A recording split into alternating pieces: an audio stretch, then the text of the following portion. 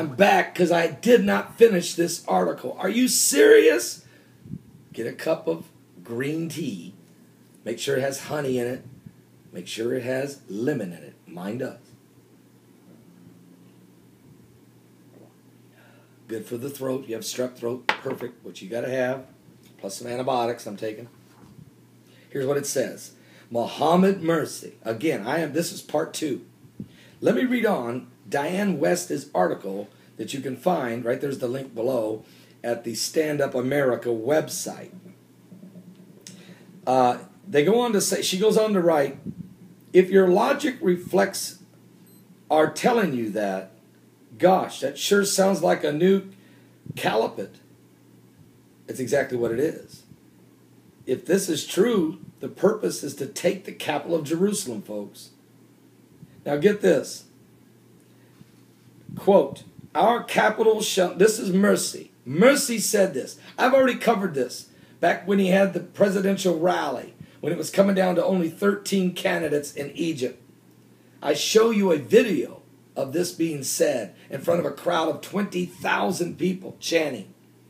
You could find that actually on the Blaze. But look at this. Our capital, quote, our capital shall not be Cairo. This is Mursi. This is Mohammad Mursi, the Muslim Brotherhood candidate for Egypt's president. What is his plan? Turn the economy around? Build up a stronger military? Increase tourism and commerce for his people? No! Here is his platform. Our capital shall not be Cairo or Mecca or Medina, but it shall be Jerusalem. With God's will, our chance shall be millions of martyrs will march towards Jerusalem. Millions of martyrs will march toward Jerusalem. As prominent cleric Sawat Hagli said, according to the video aired in Egypt's religious Arnis TV. The video went viral after being posted on YouTube, and I've posted, I showed it. It got over 61,000 views that one person had.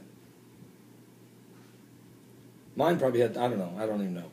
The United States of Arabs will be restored, he said, on the hands of mercy.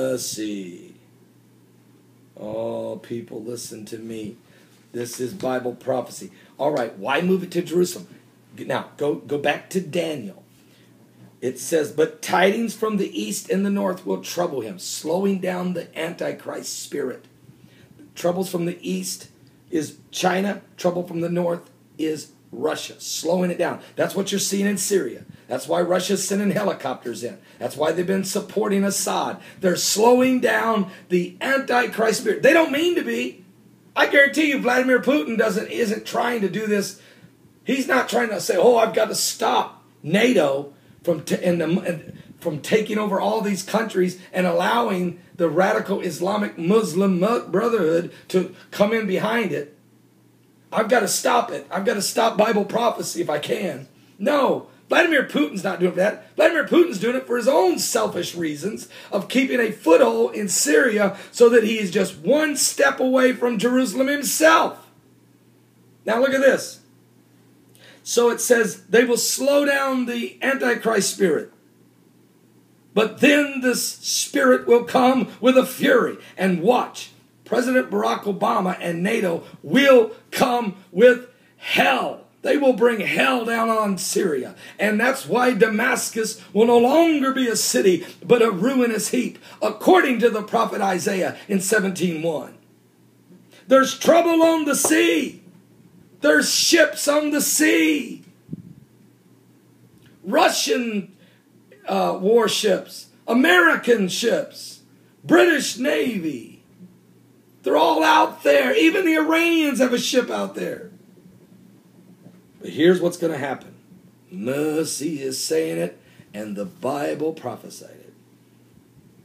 In verse 45, and he shall plant the tabernacles of his palace between the seas. That's the Mediterranean and the Dead Sea, or the Red Sea, excuse me. The Mediterranean and the Red Sea.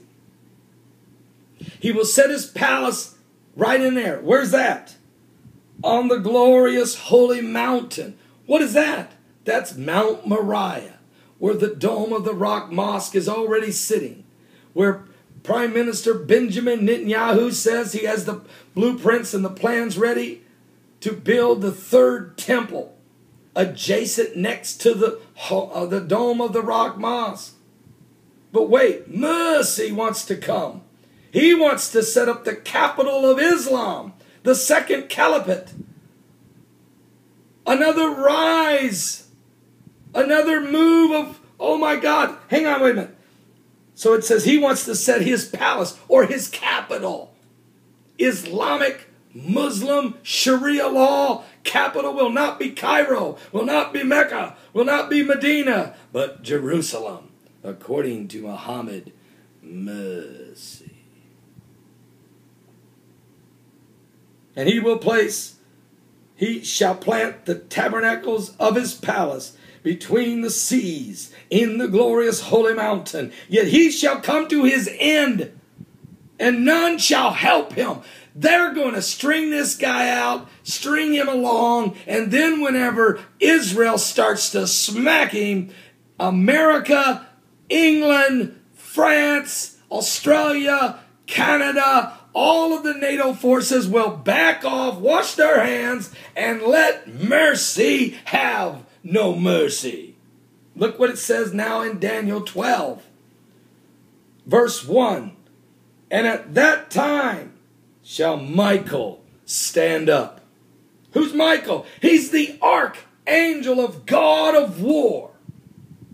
At that time shall Michael stand up, the great prince, which standeth for the children of thy people. And there shall be a time of trouble, such as never was since there was a nation. And even the same time, and at that time thy people shall be delivered, every one that shall be found written in the book. And many of them that sleep in the dust of the earth shall awaken, some to everlasting life, and some to shame and everlasting contempt. We're talking now of the resurrection. Now wait a minute. And they that be wise shall shine as the brightness of the firmament, and they that turn many to righteousness as the stars forever and ever. Are you getting ready for this? Get ready, get ready, get ready, get ready, get ready. He's coming. Who is he? The King of Judah, the Lion of the tribe of Judah, Jesus Christ the Messiah. But thou, O Daniel, now the prophecy goes back to real time, Daniel time, and says, but thou, O Daniel, shut up the words, seal the book, even to the time of the end. Many shall run to and fro, and knowledge shall increase. That's where we're at right now. I'm telling you, folks. Now, how long does it take, Paul? Well, it could take. The Antichrist spirit is being troubled right now. And that could take a while. That could take 10 years. There could be a civil war going on in Syria, and then you throw Russia in there, and then throw NATO in there, and the Middle East breaks out, and it could be the Psalms 83 war. And that could go on. Israel, because Israel's going to get smacked probably by Iran, or Israel's going to do a preemptive strike on Iran. That's going to bring them into it. Then you're going to have almost a World War III situation. Certainly a Psalms 83 war, which could lead us into Zechariah 14. And that war, where Jerusalem actually gets seized. Half the city falls into the hands of the Islamic Muslim movement. During that time, the nation's economies are collapsing. And an antichrist will rise and try to solve the world's problems. Listen to me, we're on the brink of the beast. Are you saved? Please, give your life to Jesus Christ. I'm preaching to you the hope of Jesus Christ and the love and the power and the joy of salvation. That's why even in the middle of all of these things, I still got joy. Send me a personal message. I want to be saved.